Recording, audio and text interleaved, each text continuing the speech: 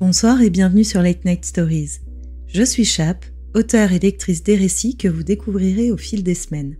Ce soir, nous allons entamer ensemble le 3e épisode d'Entre Feu et Glace. On retrouve Dena en plein dans la tourmente. Peut-elle vraiment lutter contre son destin ? Installez-vous confortablement et laissez-vous embarquer dans mon histoire.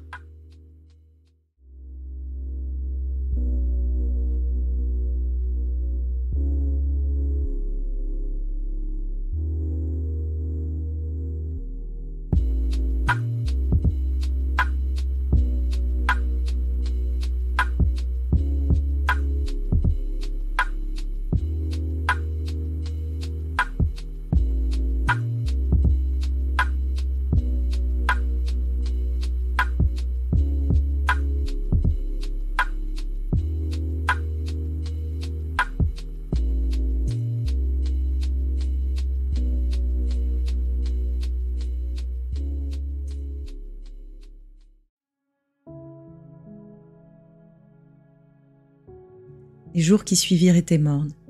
Dès que je mettais un pied hors de la tente, je sentais une ombre qui me suivait. Un garde, un membre du conseil, mes parents.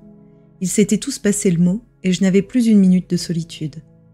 Je croisais parfois le regard inquiet de ma mère.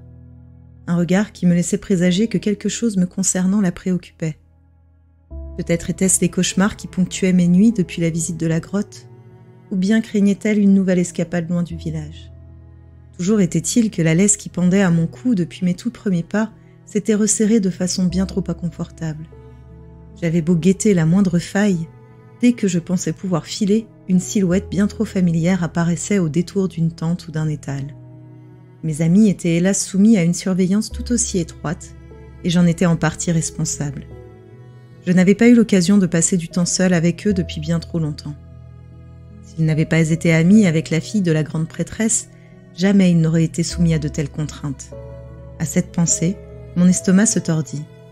Ce n'était pas juste. Il n'avait rien fait de si grave, moi non plus d'ailleurs. Allongé sur les peaux étalés sur le sol, je ruminais ma frustration. La journée était déjà bien avancée et je n'avais pas mis le nez dehors, refusant même d'avaler le repas que l'on m'avait préparé. C'est alors qu'un des pans de la tenture menant à mon espace personnel s'écarta et ma mère apparut.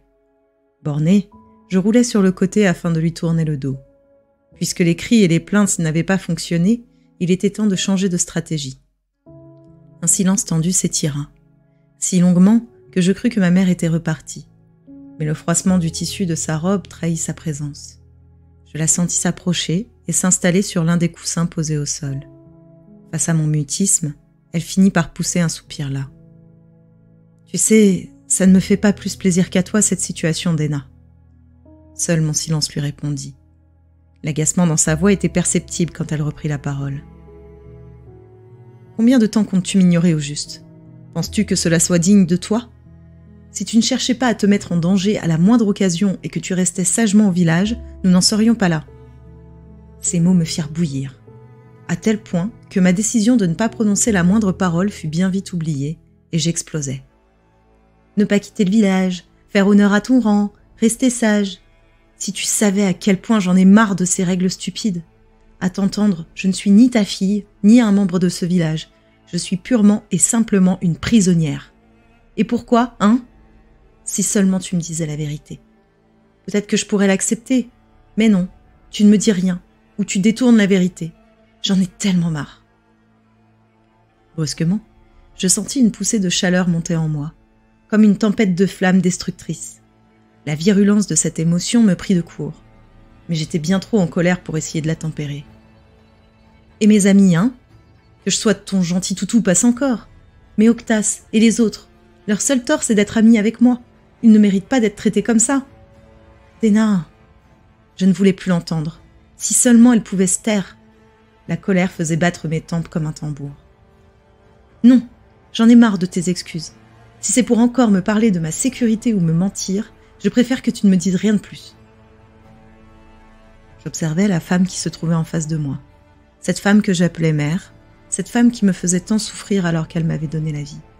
Et soudain, j'eus envie de déchirer de mes ongles son visage impassible et ferme, d'arracher sa chair de mes dents et de répandre ses entrailles fumantes sur le sol gelé. La violence qui m'envahissait devint hors de contrôle, et je poussai un hurlement de bête enragée. Ma vue se troubla un instant, et les flashs de la grotte me revinrent à l'esprit. Je perdis alors complètement pied avec la réalité. Puis ma vue revint, et sous mes mains se trouvait la gorge de ma mère qui me lançait un regard horrifié. Je sentais les battements désordonnés de son sang qui essayait de circuler. Je voyais les jointures blanchies de ses doigts qui tentaient en vain de desserrer mon emprise. D'horribles gargouillis s'échappaient de sa bouche. Elle qui était si forte était désormais incapable de se libérer. J'étais en train de la tuer.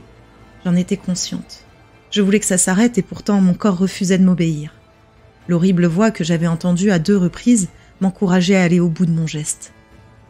Faisant appel jusqu'à la moindre petite parcelle de volonté qu'il me restait, je parvins à occulter ces mots. Ce venin qu'elle tentait d'instiller dans mon âme et dans mon esprit, me poussant à commettre l'irréparable, reflua. Un mur mental s'érigea entre moi et la bête, et je pus enfin relâcher ma prise, juste avant que ma mère ne perde connaissance. Elle roula sur le côté et se mit à tousser violemment. J'avais l'impression de tomber dans un gouffre sans fond. Perdue, terrorisée à l'idée de recommencer, je m'éloignai le plus possible et me recroquevillai dans un coin, le souffle court, des larmes incontrôlables coulant sur mes joues. J'avais failli tuer ma mère. Il n'aurait fallu que quelques instants de plus pour la faire disparaître à jamais. Que m'arrivait-il? Avais-je définitivement perdu l'esprit? Et si je m'en prenais à mon père? Ou bien à Octas? Les pensées se bousculaient dans ma tête, à tel point que je ne prêtais plus attention à ce qui m'entourait. Une main se posa alors sur mon épaule et me fit sursauter. L'expression inquiète de ma mère fit redoubler mes larmes. J'observais les petits vaisseaux qui avaient éclaté dans ses yeux et qui lui donnaient un air inquiétant. Puis, mon regard se posa sur sa gorge qu'elle tenta de rapidement masquer d'un pan de son vêtement. Mais pas assez vite.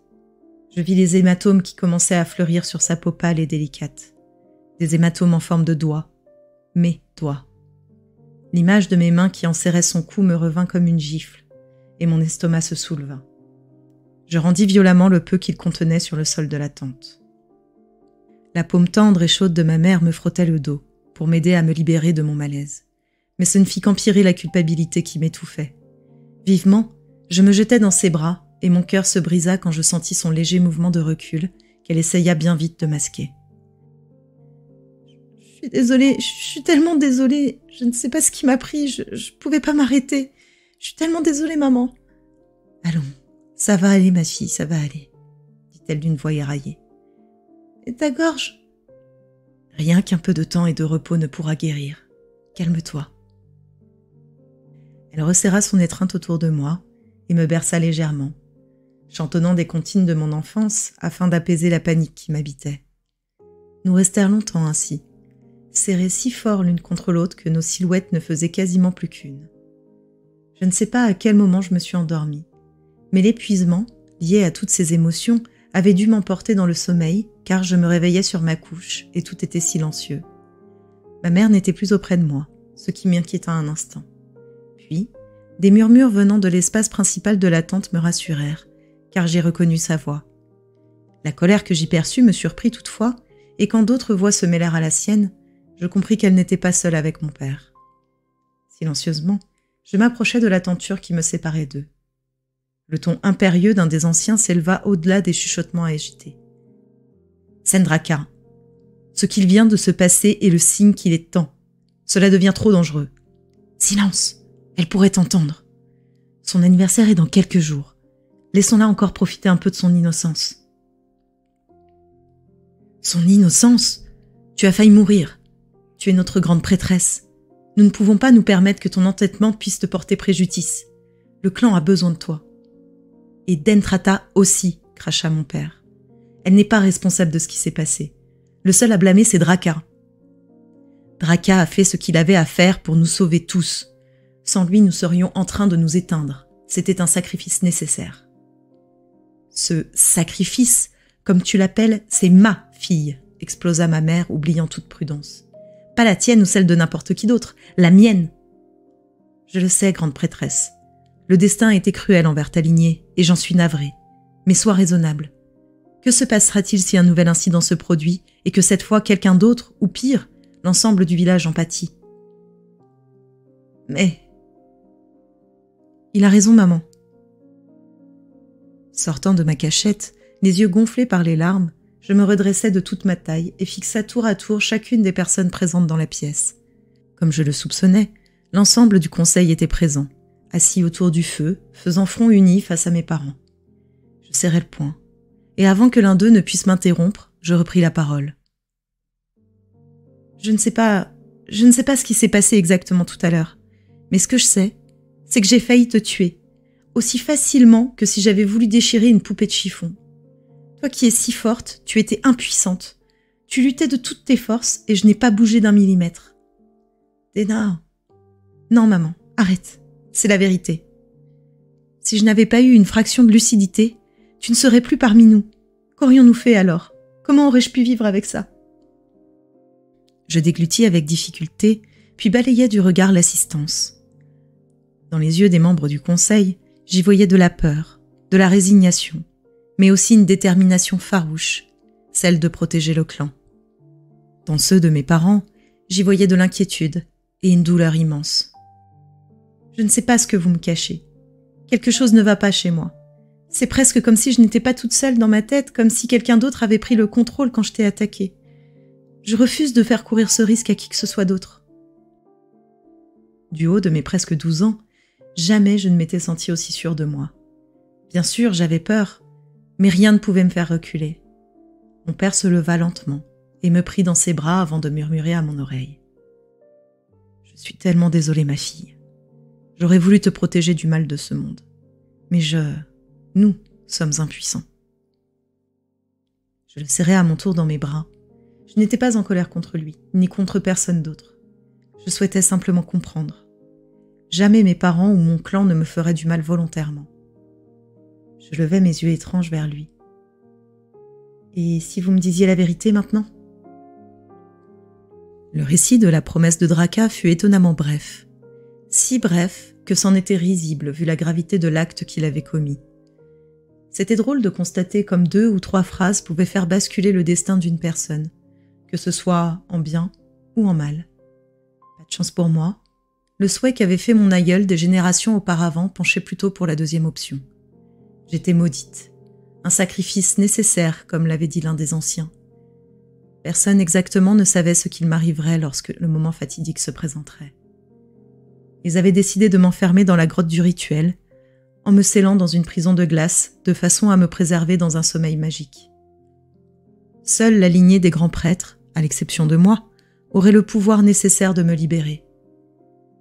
Ils espéraient encore pouvoir me sauver de ce démon. Mais, au fond de moi, émergeait la certitude que ce ne serait pas possible, que ce qu'ils me demanderaient serait bien plus terrible que ce qu'ils ne pourraient jamais envisager. Je ne pus cependant me résoudre à prononcer ce funeste pressentiment à voix haute, de peur qu'il ne devienne réalité. Sous moi, mes jambes se dérobèrent. À présent assise à même le sol, mon regard se perdit dans les flammes. Personne n'osa prononcer un mot. Ma mère me tenait la main, dessinant des cercles rassurants avec son pouce sur ma peau glacée. Que ce soit sa chaleur ou celle du feu, aucune ne semblait m'atteindre. Je frissonnais. Les minutes s'égrenèrent, aussi interminables que les mois de nuit. Puis je m'extirpai à nouveau de mon silence. Comment allez-vous expliquer aux autres ma disparition? Nous avons décidé de leur raconter la vérité, une fois que le démon sera scellé dans la glace, dit ma mère d'un ton hésitant avant qu'il ne se raffermisse. Je refuse que l'on oublie ton sacrifice. Tous doivent savoir pourquoi tu dois subir ce terrible sort, et ils devront t'honorer pour cela jusqu'à ce que l'on trouve un moyen de te libérer. J'acquiesçais, même si en mon fort intérieur j'aurais préféré que mes amis ignorent tout de mon destin, qu'ils puissent garder de moi l'image de Déna, leur amie, et non celle d'une offrande.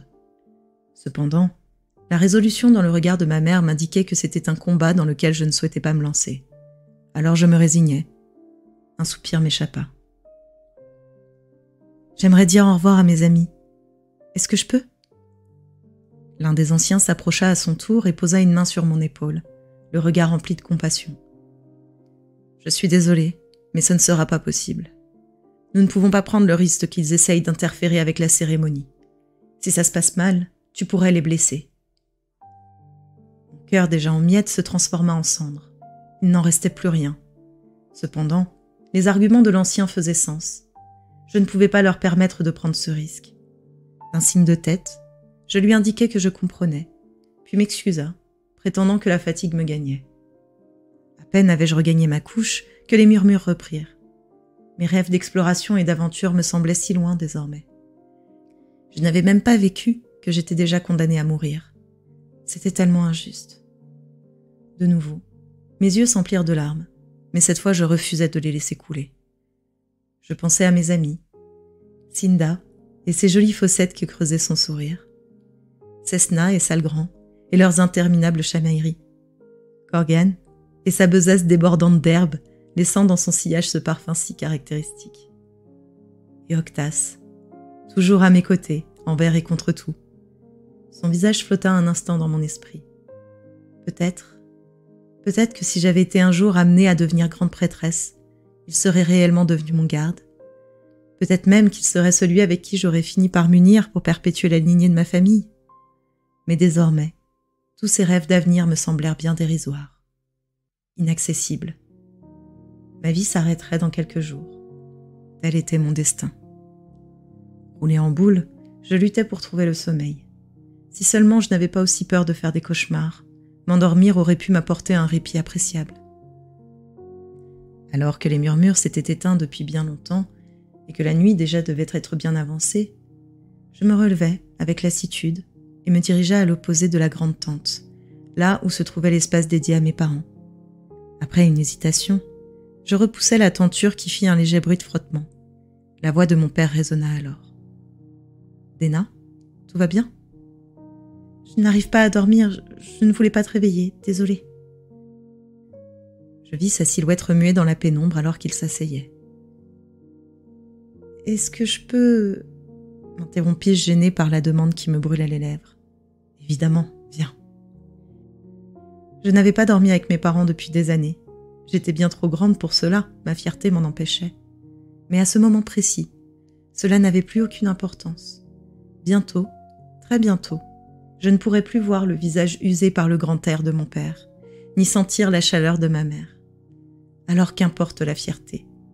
Je me nichai sous les peaux et les bras de mes parents m'enveloppèrent dans un cocon rassurant. Aucun cauchemar ne pourrait m'atteindre ici. Cette certitude ancrée dans mon cœur, je tentais de graver dans ma mémoire tous les souvenirs de ces moments de joie que j'avais eu la chance de vivre dans ma courte vie. La première fois que j'avais chevauché dans les steppes gelées aux côtés de mon père et d'un groupe de chasseurs.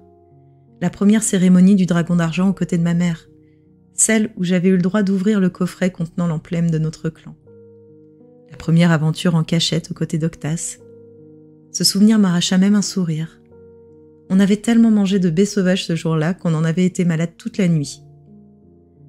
Ces images rassurantes en tête, je me laissai enfin emporter par le sommeil, adressant une dernière prière au dragon d'argent. Grand dragon d'argent, toi dont la magie coule dans nos veines, je t'en prie, viens-moi en aide. Tu es le seul à pouvoir le faire.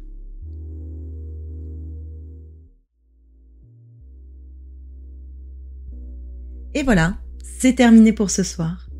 J'espère que vous avez aimé cet épisode autant que j'ai pris plaisir à l'écrire, même si pour notre pauvre Déna, les prochains jours s'annoncent des plus compliqués. Je vous rappelle que comme annoncé sur les réseaux, le rythme de LNS change et qu'il y aura désormais un épisode toutes les 2 semaines. On se retrouve donc vendredi 22 mars à 23h pour la suite d'Entre Feu et Glace. Et comme toujours, vous pouvez retrouver l'actualité du podcast sur Instagram, Spotify, Google Podcast et bien d'autres. Les détails sont dans la description de l'épisode. En attendant que l'on se retrouve, je vous souhaite une bonne nuit et à très bientôt sur Late Night Stories.